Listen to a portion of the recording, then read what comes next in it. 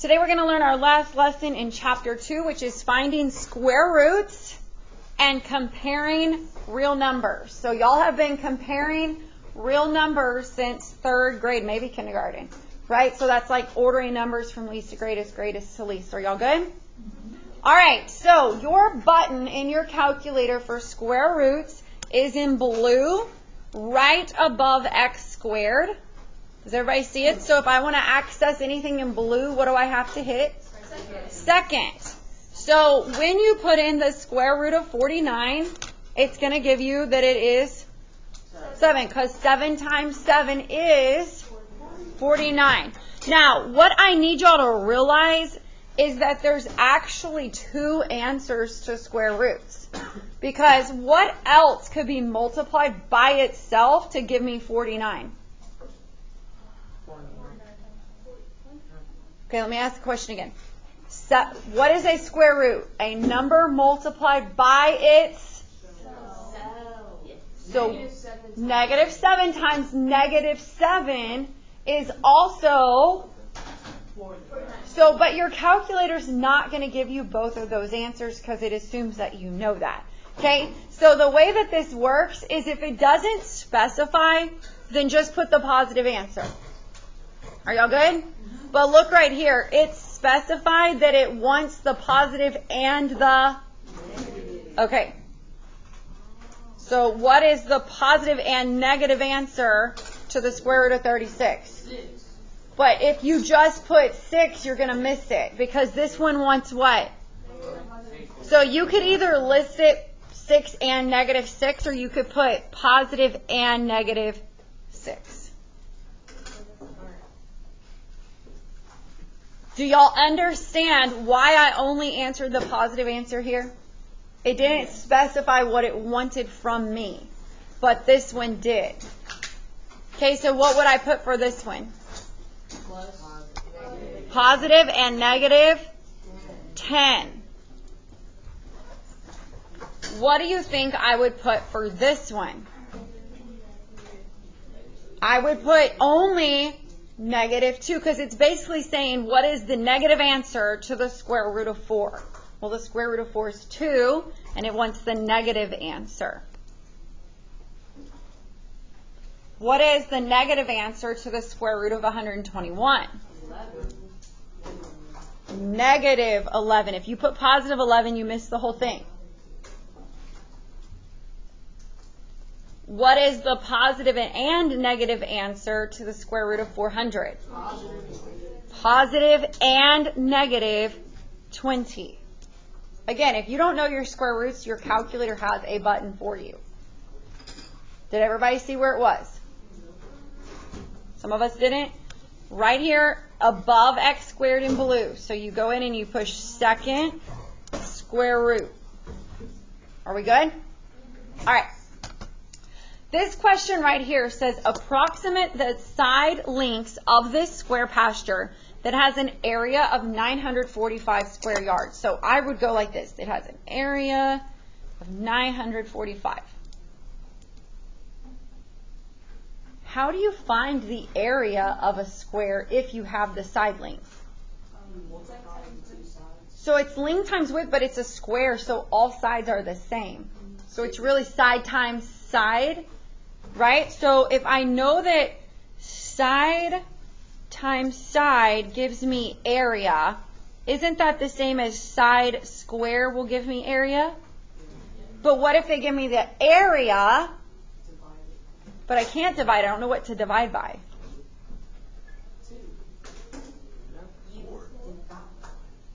Hey guys, what's the whole title of the lesson? Okay, so why would I square root it to get the side length? Because the square root is what number times itself will give you this. Are y'all with me?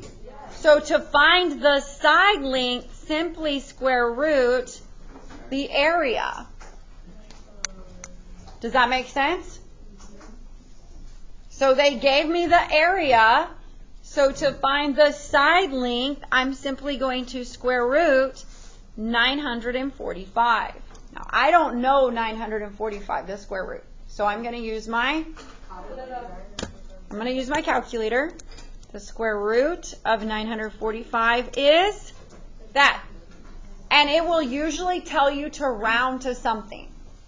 So let's round to the 10th place. So what is it? 30 point. Do y'all remember how to round? This is the 10th place. You look to the right. If it's 5 or more, raise the score. If it's 4 or less, let it rest. So 30.7. And what would I label this answer? Look, yards. Don't call it square yards because that means that's like area. So just yards.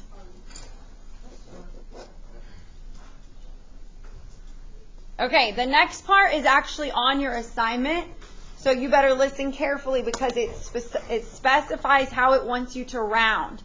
It says approximate to the nearest integer. Y'all know what an integer is? It's a whole number that's positive or negative, right? So this is the nearest whole number. The reason we put integers is because some of them will be negatives, and you don't write whole number then.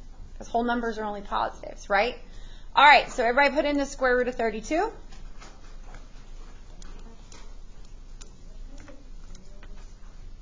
I am rounding to the nearest integer, which is a whole number, correct? So I point to the whole number. If this is 5 or more, raise the score. So this 5 becomes a 6. Do y'all know your calculator will round for y'all? Did y'all learn that in science? No. I thought they taught y'all that. No. Okay, well, I really don't want y'all to do it because if you leave your calculator in rounding mode, then you'll miss everything else. But if you don't know how to round, under mode, float, 0 is to the whole number, 1 is to the tenths, 2 is to the hundredths, and it just keeps going. But you should be able to round on your own. Okay? All right, so here we go. You have to go to which float. So if we're rounding the whole number, which one would you pick? 0. Float 0. You have to hit enter on 0. So watch. If I go to mode float 0 and I hit enter and I go back to this screen, I hit enter again, it rounded it to me to 6. But guess what's going to happen on the rest of your paper if you don't get out of that? And you're going to fail. That's why I really prefer you to round it in your head, okay? But if you need that, that's where it is. So if you want to get out of rounding, float needs to be black. So you hit enter, and now I'm out of rounding. If I hit enter again, it's going to give me the full answer. Are y'all good? All right, the square root of 103. To the nearest integer. What is it? 10.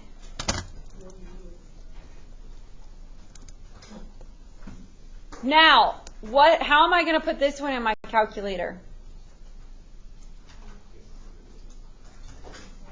Negative, then square root, 48. To the nearest integer, so would I put negative 6 or negative 7?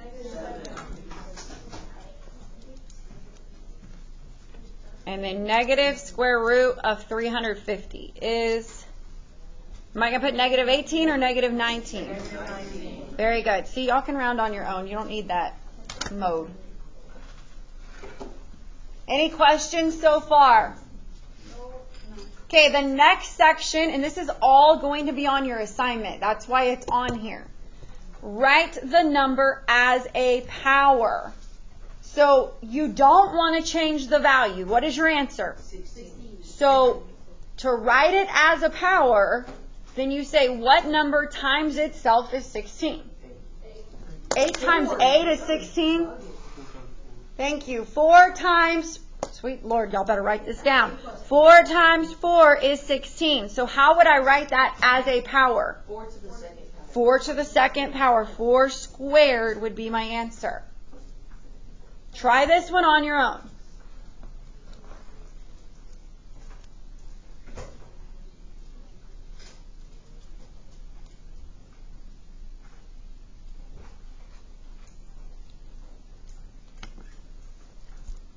What times itself is 47?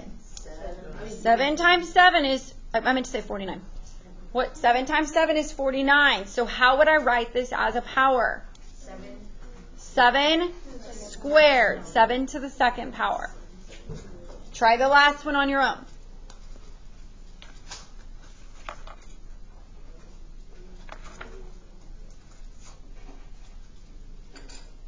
What times itself is 121? 11 times 11 is 121. So how would I write this as a power? 11 squared. The next section. Write the greatest perfect square less than the number and least the perfect square greater than the number. All right, I'll show you what that means. That sounds confusing. So basically, did you know that you can estimate square roots in your head if you know perfect squares? So everybody know perfect squares? Okay, so let me show y'all. Y'all know them. Y'all should have learned them in 6th or 7th grade. Y'all know that 1 times 1 is, so the square root of 1 is a perfect square because it gives me 1. What's the next perfect square? 2 times 2, which is? So the square root of 4 is a perfect square because it gives me 2. Okay, what's the next perfect square? Thank you. 3 times 3. 9. So the square root of 9 is a perfect square because it gives me. What's the next perfect square? 16. The square root of 16 is? 4. So it's a perfect square. Do y'all see what I'm doing? What's the next perfect square? 25. The square root of 25 is 5. What's the next one? 36. All right, what's the next one? 49. Okay, shh. So what I'm telling you is if you're out and about and you don't have a calculator and somebody asked me, hey, what's the square root of 3? Well, I don't know it because it's going to be a decimal. But if I know that the square root of 3 falls between this and this, then I could say the square root of 3 is going to be 1 point something. You see what I'm saying? I don't know what it is, but it's going to be 1 point something. So what if I ask for the square root of 6? It's going to be 2 point something. Do y'all see what I'm saying? What if I ask for the square root of 18? Look at 4 point something. Probably 4.3 maybe, 4.2. I can make a guess, right? So what this is saying is write the greatest perfect square and the one under it. So 57, what are the 2 perfect squares that would fall between? The square root of 64, which would give me 8, yes. What's the other perfect square? The square root of 49 would give me 7. So if I had to guess what the square root of 57 is, my answer would be 7 point something. I'd make a guess. Y'all want 7.6. That's my guess. Y'all see what I'm saying? All right, 82. What's a perfect square bigger than 82?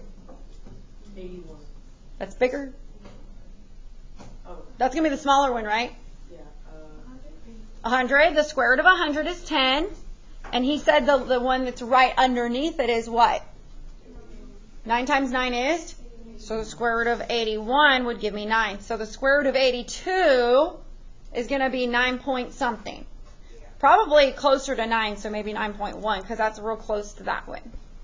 Try this one on your own, see if you can figure it out.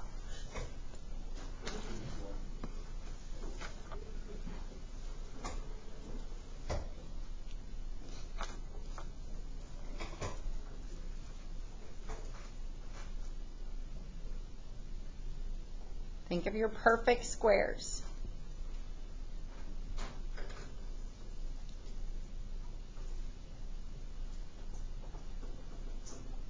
All right, what'd you get? The square root of 60, which is 8, and the square root of 81, which is 9. So which one do y'all think it'd be closer to?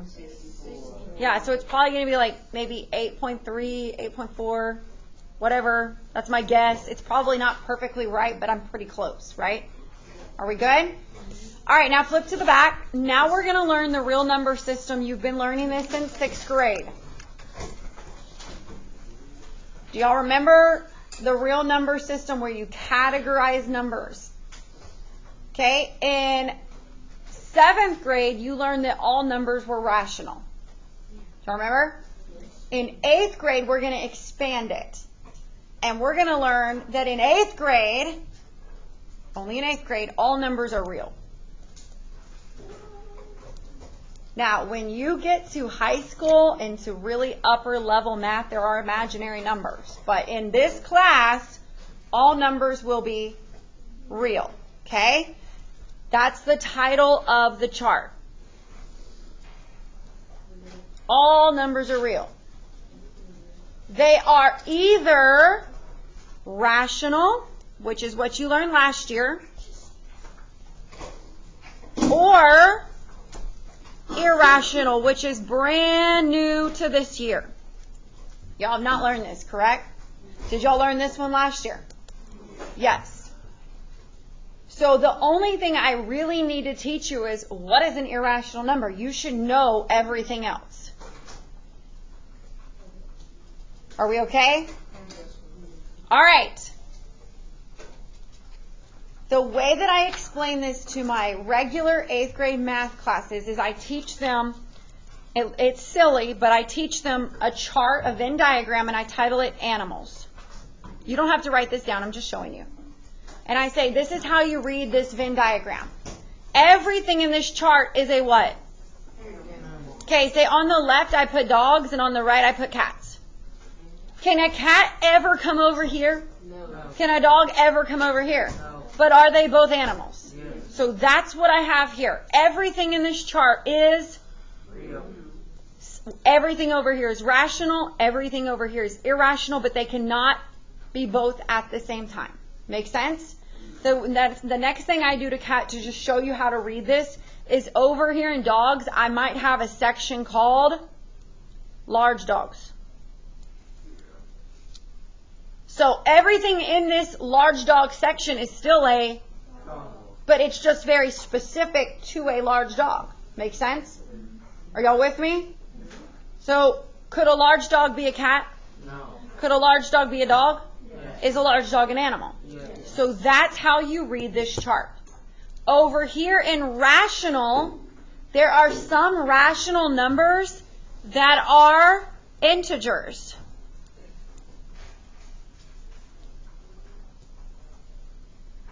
So if I put a number that's an integer, is it also rational? Yes. Yes. Is it also real? Yes. And inside of integer, I could even get more specific and say inside of here there might be some whole numbers. So did this kind of help you understand how to read it? Okay?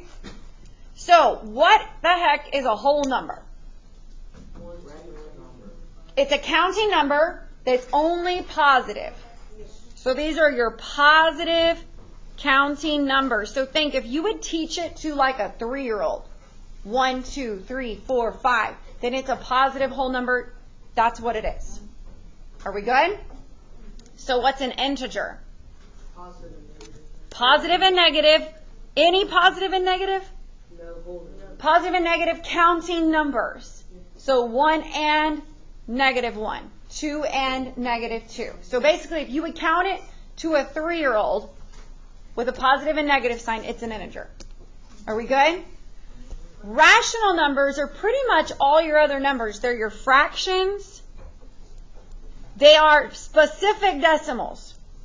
They are terminating decimals. That means they have a stopping spot. And repeating decimals.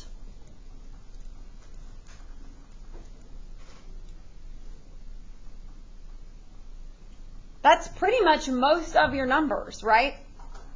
Yes or no? So what the heck is an irrational number? No, because variables have a value. You just wouldn't put them in there until you knew the value. What is an irrational number? An irrational number are numbers that kind of don't make sense. Did y'all learn the number pi last year? Yeah. it is never ending, right? It never has a stopping point. It's a decimal, but it never stops, which means you can never turn pi into a fraction. Pi is irrational. Right, but the value of pi, the real value, is irrational. But yes, if you rounded it, then 22/7 could represent pi, but it's irrational. Good question. Is that the only irrational number? No. Are y'all ready for the answer? You better listen, all square roots except perfect squares. All square roots except perfect squares. So y'all know that the square root of 25 is really what? Well, 5 is a whole number. So the square root of 25 would go here. But the square root of 26 is 5 point something. And y'all know it doesn't have a stopping point. It's irrational. So your perfect square roots go here. All of the other ones are irrational. Are y'all good? It's actually really easy once you get it. All right, so here we go. We're going to go through and check what it belongs to. So this is how it works. If it's a whole number, you're going to check how many things? 1, 2, 3, 4, 5. 1, 2, 3. Okay, stop and look. Let's go back to this. If it's a large dog, how many boxes would I check? Guys, eyes on the board.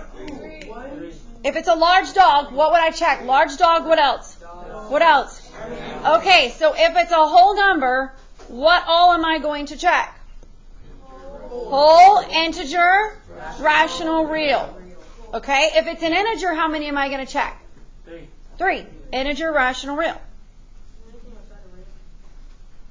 Not in this class. But all numbers in this class are what? So we're going to check real every single time. Okay, hold on. If it's irrational, how many am I going to check? 2. All right, here we go. The square root of 100. Well, what is the square root of 100? Is that a perfect square? So it's not irrational. Where would it fit over here? So I'm going to check how many boxes? 4. Whole, integer, rational. Do I check real? Yes. Do I check irrational? No. The square root of 24. Is it a perfect square root? No, because the square root of 25 is 5. The square root of 16 is 4. Anything in between is going to be irrational. So I'm going to check what? That's it? And I'm done? I must check real because all numbers in this class are real. Are y'all understanding? The negative square root of 81. What is it?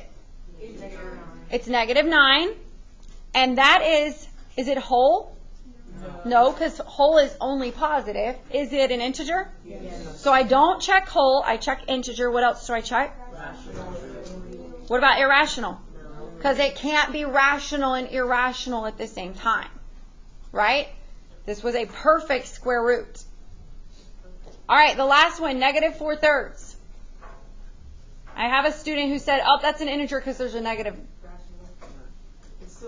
It's a fraction. Unless it simplifies to a counting number, that is not an integer. Are we good? So is this whole? Is it an integer? Is it rational? Yes, because it's a fraction. Is it real? Yes. Do y'all understand how to do that? All right, now let's put them in order from least to greatest. Now, on your assignment, when you have to order from least to greatest or greatest to least, I want you to write them how it presented it to you. Don't write 10. What am I going to write?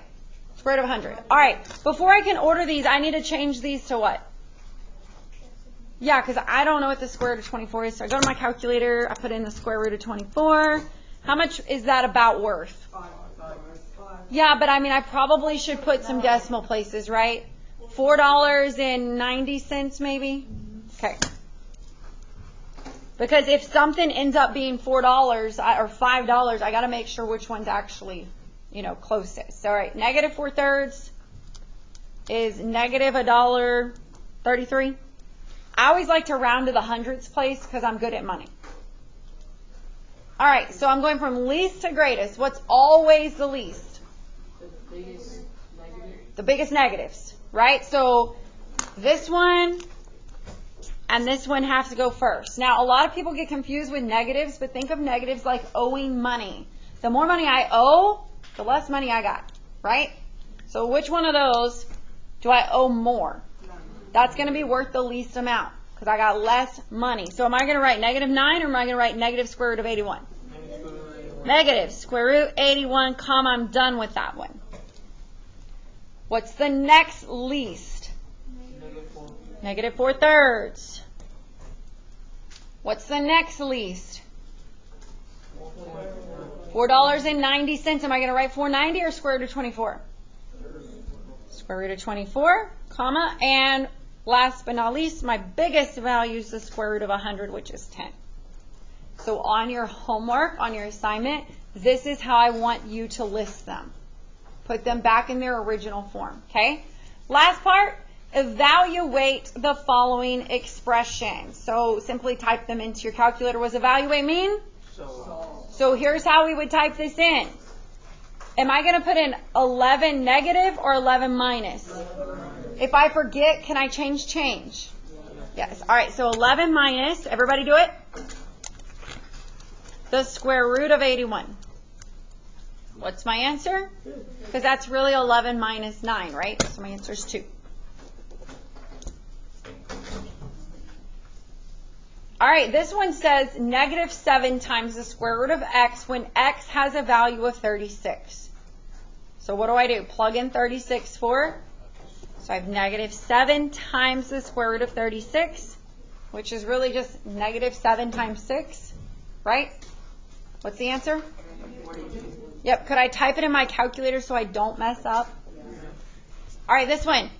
Then when we evaluate this when x is 25, so the square root of 25 over 5 minus 7. Now, if you want to put this one in your calculator, is this a fraction? Could I use alpha y equals? So y'all look, alpha y equals, option 1, square root 25 on top, on bottom 5, tab out, minus 17. And that will give you your final answer. Which was really just 5 divided by 5, which is 1, right? And 1 minus 17 is negative 16. Questions? All right, I'll pass out the... Okay, look at 1 through 3. Write the number as a power. Did we do this on our notes? Yes. We know that what times itself is 36. So I would write 6 times 6 is 36. Is that a power? Did I write this good? I would put 6 squared and box that in so that when we're grading it's easy. Do we have to show that? No, you do not have to show that. I'm just showing y'all. All right, 4 through 9, evaluate the expression. Everybody look. Use your calculator. But number 5, if you don't put your answer as a negative, it is wrong. Number 9, what does your answer have to have in it? Plus and minus. Okay, look at 10 through 12. Did we do this on our notes? Okay, I'll do number 10 with you. Write the greatest perfect square and the smaller perfect square. All right. I know that 3 times 3 is? Okay, so the square root of 9 is 3. I know that the square root of 16 is 4. So the greatest, they're only wanting this part right here, the greatest perfect square and the smaller perfect square. Make sense? All right. No, you don't have to. That's all it asks for. Write the greatest perfect square and the least perfect square that's in between it. All right, look at 13 through 18. Approximate the square root, and what does it want you to round to? If you don't do it, I'm counting it wrong. So for the square root of 5, your calculator is going to give you this. If you put 2.2, it's wrong. The answer is 2 because it told me to the nearest integer. All right, number 19 through 22 wants you to order them from least to greatest, and it wants you to label what kind of number it is. Put the most specific. So everybody look. The square root of 64 is what? 8. Do y'all agree? If you need a separate sheet of paper to get organized, then please use one. Is 8 a whole number, an integer, rational, real, or irrational? What's the most specific thing it belongs to? So just put a W. What's negative 5? An integer. Put an I. What's the square root of 9?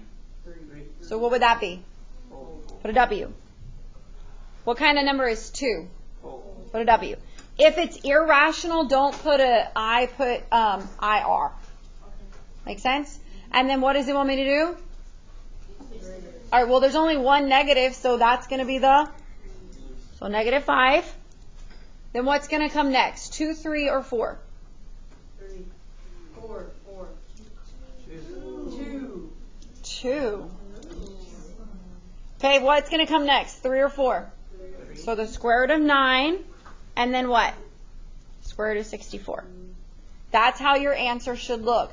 Guys, I realize you're probably going to need to go show some work and change these to decimals, so use a separate sheet of paper. Or maybe come out here and use the side. Yes? 23 through 25 are super easy. It's just square roots. There's nothing hard. Okay? Flip to the back. You're only going to do... Actually... just do 15 through 18. I mean, if you do the rest, great. Y'all want some extra credit? Yes. If you want to do this, I'll give you some extra credit. But it ain't going to be a lot because that's easy. But I'll give you some. Okay, but you must do 15 through 18. Are y'all good?